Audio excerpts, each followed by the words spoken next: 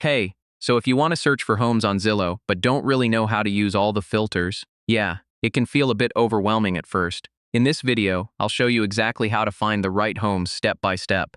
First, go to the Zillow website or open the app on your phone. Type in a city, neighborhood, or zip code in the search bar to get started. Once results load, you'll see homes on the map. You can zoom in or move around to explore different areas. Now use filters to narrow things down, like price range, number of bedrooms, home type, and more.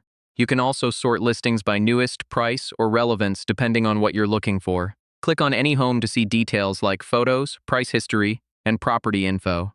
If you find something you like, save it to your account so you can come back to it later. And yeah, you can contact an agent directly from the listing if you want more details or to schedule a visit. So yeah, that's how you search for homes on Zillow. Once you get used to the filters, finding the right place becomes way easier.